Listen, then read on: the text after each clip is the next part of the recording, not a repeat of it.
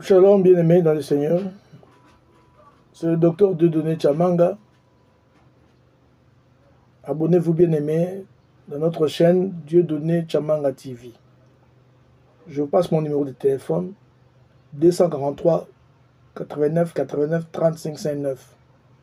Abonnez-vous pour que vous ne puissiez pas manquer nos prochains enseignements. Je crois que Dieu ne manquera pas à vous bénir. Intéressez d'autres personnes à s'abonner. Faites-les pour nous encourager, bien-aimés. Que Dieu vous bénisse, au Saint Jésus. Notre message du jour, c'est bien sûr les faux apôtres. Donc je vais dire les faux serviteurs. Ça, l'apôtre Paul n'a pas arrêté de nous, les apôtres n'ont pas arrêté de nous avertir sur ça. Je vous donne le premier verset dans Jean 2, verset 18. 1 Jean chapitre 2, verset 18. L'apôtre Jean dit ceci: petits enfants, c'est la dernière heure. Et quand vous avez appris qu'un antéchrist vient, il y a maintenant plusieurs antéchrists. Par là, nous connaissons que c'est la dernière heure. Ils sont sortis du milieu de nous. Mais ils n'étaient pas des nôtres. Car s'ils eussent été des nôtres, ils seraient demeurés avec nous. Mais cela est arrivé afin qu'il fût manifeste que tous ne sont pas des nôtres. Ça, c'est l'apôtre Paul, l'apôtre Jean qui le dit. Il dit que nous sommes dans la dernière heure. Ne soyez pas étonnés. Si vous voyez des faux apôtres, des faux serviteurs, les antéchrists sont devenus nombreux. L'apôtre Jean dit: ne soyez pas étonnés. C'est une preuve que nous sommes dans les derniers temps. Ce sont les derniers temps. Parce qu'il est écrit qu'il faut que cela arrive. Cela arrivera dans les derniers temps. Donc, et ils comprenaient directement que c'est les derniers temps.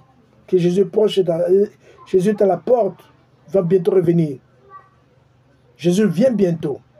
La preuve en est qu'il y a trop de faux, il y a des antéchrists sont venus nombreux. L'apôtre Jean veut nous dire ceci, dit: attention, ne soyez pas surpris. Où sont-ils sortis? Ils sont sortis des nôtres. Ils sont sortis des nôtres. Ils étaient avec nous, ces faux serviteurs-là. Ils étaient avec nous. Mais ils sont sortis des nôtres. Ils ne sont pas venus du ciel. Ils étaient avec nous. Ils étaient des nôtres.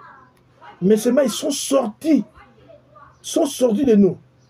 Ne les comptez plus de nôtres. Ils ne sont plus de nôtres. Ils sont sortis. Beaucoup de ces serviteurs sont sortis. Ils ne sont plus de nôtres. Il faut que vous le sachiez. Ça, c'est l'apôtre Jean qui le dit.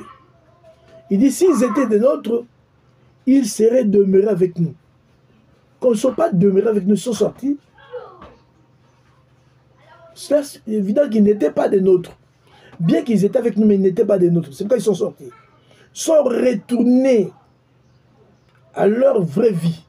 Ce n'étaient que des hypocrites qui étaient avec nous, mais ils sont sortis, ils sont rentrés chez eux. Ne soyez pas surpris s'ils sont rentrés dans leur vraie vie. Oui, l'apôtre Pierre, Paul nous le dit aussi. Il dit ceci: qui sont-ils, ces gens-là? 1 Corinthiens chapitre 11, verset 13 à 15 dit: ce sont là de faux apôtres, c'est-à-dire des faux serviteurs, des ouvriers trompeurs. Vous voyez, leur but c'est tromper. Déguisés, c'est-à-dire transformés en apôtres de Christ. Et cela n'est pas étonnant, puisque Satan lui-même se déguise en ange de lumière. Il n'est pas étrange que ces ministres se déguisent en ministres de Christ. Écoute ce que l'apôtre Paul nous dit maintenant. L'apôtre Paul dit: ces hommes-là, ce sont de faux apôtres. Ce sont de faux serviteurs. Déguisés en apôtres de Christ. Beaucoup de gens que toi tu connais comme serviteurs de Dieu ne le sont pas. Ce sont des gens déguisés. Ce sont déguisés en serviteurs de Christ. Ils n'ont rien en eux de serviteurs de Dieu. Ils n'ont pas Dieu en eux. Ce sont des hypocrites. Ils se sont déguisés en serviteurs de Christ. Beaucoup se sont déguisés. Attention, mais il faut éprouver les esprits. Il ne faut pas accepter n'importe qui. Éprouvez-les. Parce que beaucoup se sont déguisés en serviteurs de Christ. et peut-être ils ne le sont pas. Ça, c'est l'apôtre Paul qui nous le dit. Il nous avertit, bien-aimés. On dit toujours, un homme averti en vaut deux. Beaucoup se sont déguisés. Si toi tu trouves ça étrange, comment Dieu peut-il permettre cela? L'apôtre Paul te dit, cela n'est pas étonnant. Puisque Satan lui-même, Dieu permet cela, que Satan lui-même se déguise en ministre, Satan lui-même se déguise en ange de lumière. Quelqu'un peut te dire, oh, Dieu m'était apparu. Mais écoute le message, quand vous écoutez son message, Dieu m'était apparu, mais m'avait dit cela. Il t'a dit des choses contraires à la parole de Dieu. Ça, c'est pas Dieu.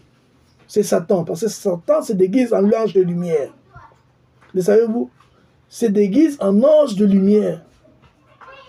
Quelqu'un peut dire, j'ai rencontré Dieu. Il m'a dit, c'est cela. Mais regarde ce que Dieu lui a dit. C'est Dieu là lui a dit. Quand c'est contraire à la parole de Dieu, c'est pas Dieu. C'est Satan déguisé en ange de lumière. Et la Bible dit, cela n'est pas étonnant que ces serviteurs aussi se déguisent en ministre de Christ. Ces serviteurs aussi se déguisent en ministre de justice. Ils se déguisent en serviteurs de Dieu. Le serviteur de Satan se déguise aussi en serviteur de Christ. Cela n'a pas commencé à notre heure. Ça a commencé depuis l'Ancien Testament. Depuis le temps des prophètes. Ça a commencé dans leur temps. Et, écoute les serviteurs de Dieu comme Élie. Ils ont rencontré des serviteurs aussi qui se disaient aussi serviteurs de Christ, mais qui ne l'étaient pas. C'était des serviteurs de Baal, c'était des Satan, déguisés en serviteurs de Dieu. Aujourd'hui aussi, c'est comme ça. C'est des serviteurs de Dieu, mais il ne l'est pas. Il ne l'est pas. C'est un serviteur de Satan, mais seulement il s'est déguisé en serviteur de Christ. Dieu veut que vous le sachiez. Il faut le savoir.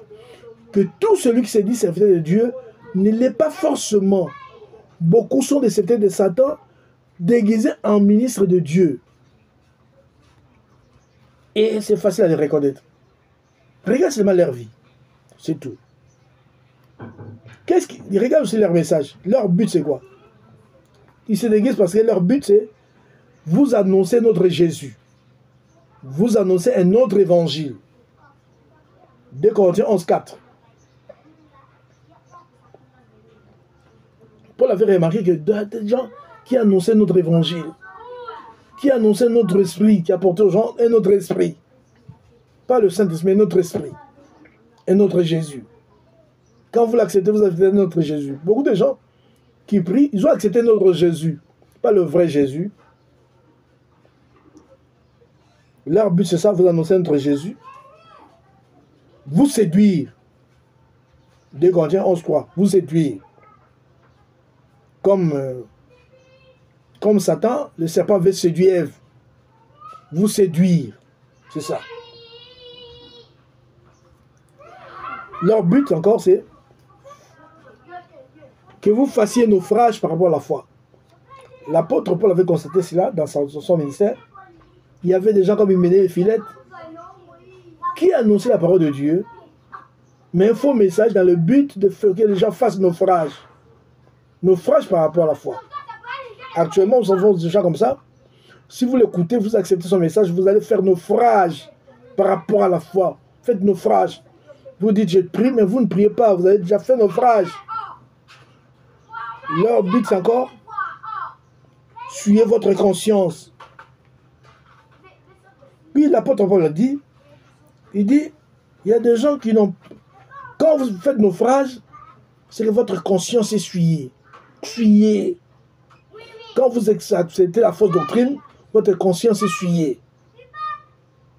Leur but, c'est ça. Leur but encore, c'est que vous fassiez l'apostasie. Ils apportent l'apostasie, c'est-à-dire, ils vous amènent à abandonner la foi. Vous dites, moi j'ai encore la foi. Non, tu n'as plus la foi. Parce que cette foi que tu as là, ce n'est plus la vraie foi. La foi, c'est basé dans la parole de Dieu. Quand vous quittez la parole de Dieu, vous embrassez autre chose. Vous avez fait naufrage par rapport à la foi. Vous voyez, quand un bateau fait naufrage, c'est terrible, bien-aimé. Un bateau qui a fait naufrage, c'est terrible. Alors, quand vous acceptez la fausse doctrine, faites naufrage par rapport à la foi. 1 Timothée chapitre 4, verset 1 nous le dit. 1 Timothée 4, verset 1 nous le dit. Quand vous acceptez la doctrine des démons, parce qu'il y a aussi la doctrine des démons, il y a la doctrine des démons dispensée par les serviteurs de Satan. C'est la doctrine des démons dispensée par eux. Quand vous acceptez cela, faites naufrage par rapport à l'enfant. Donc vous faites l'apostasie. Vous avez abandonné la foi. C'est leur but. Alors comment reconnaître ces faux apôtres-là? Comment les reconnaître, ces faux serviteurs? La Bible dit, gardez-vous de faux prophètes. Parce qu'il existe des faux prophètes. Il dit, ils viennent à vous en vêtements de brebis. Mais au-dedans, ce sont de lourds ravisseurs. Est-ce que vous le savez? Vous savez qu'il y a des faux prophètes? Quand il vient à vous, il vient en vêtements de brebis. Mais au-dedans, ce sont des lourds ravisseurs. Ils viennent gentils. Quand ils viennent, ils sont gentils. C'est comme ils veulent vous aider, mais en réalité, ce sont de lourds ravisseurs. Jésus dit, vous les reconnaîtrez à leurs fruits. Matthieu 7, verset 15 à 17. Matthieu 7, 15 à 17, 20. Vous les reconnaîtrez à leurs fruits. Tout bon arbre porte de bons fruits. Regardez au fruit du prophète. Regardez son fruit. Regardez sa vie. Comment est sa vie? Quand sa vie n'est pas conforme à la parole de Dieu, comprenez très bien, c'est faux. C'est un faux prophète, un faux serviteur. N'ayez pas peur de lui. Parce que s'il est de Dieu, sa vie sera conforme à la parole de Dieu. Mais comme sa source d'énergie n'est pas Dieu, c'est tout à fait normal qu'il dégage cela. Dégage ce qu'il dégage là. Il dégage comment est sa fille. C'est là où ses ressources. Sa source démoniaque, satanique, c'est tout à fait normal qu'il puisse dégager cette mauvaise vie-là qu'il a. Ne soyez pas étonnés. C'est normal. Tout bon arbre porte de bons fruits. Jamais un bon arbre ne portera de mauvais fruits. Jamais un mauvais arbre portera de bons fruits. Jamais. Le contraire ne se fera pas. Si vous voyez quelqu'un qui se dit serviteur de Dieu, mais sa vie n'est pas conforme à la parole de Dieu, comprenez, n'hésitez pas, ne doutez pas. C'est un serviteur de Satan. Comprenez. Oui, je sais aussi qu'un enfant de Dieu peut tomber. Il tombe, il va rester. Quelqu'un qui tombe se relève.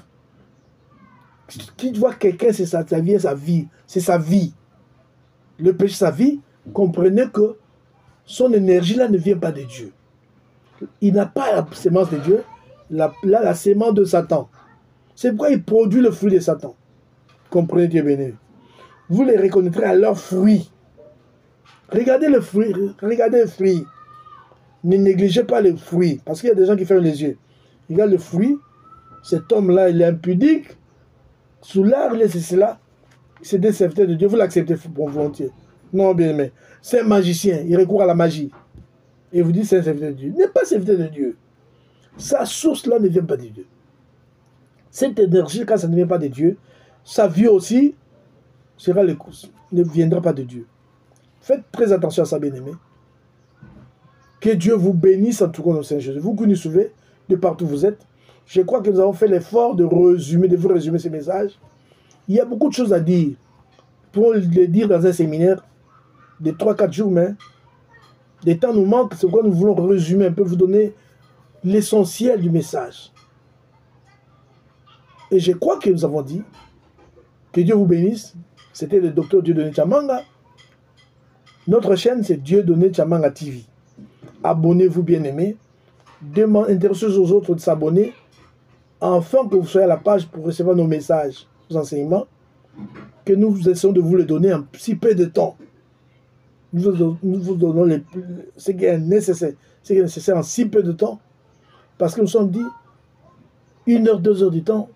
Si on prêchait 1 heure, 2 heures du temps, vous n'allez rien capter. Vous allez peut-être retenir seulement un seul mot, 2 mots. Au contraire, ça va vous fatiguer. Mais en si peu de temps, je pense que vous allez recevoir quelque chose. Mon numéro de téléphone, c'est 243, le code du pays, 243 89 89 30 559. Que Dieu vous bénisse et à la prochaine au nom de Jésus. Amen.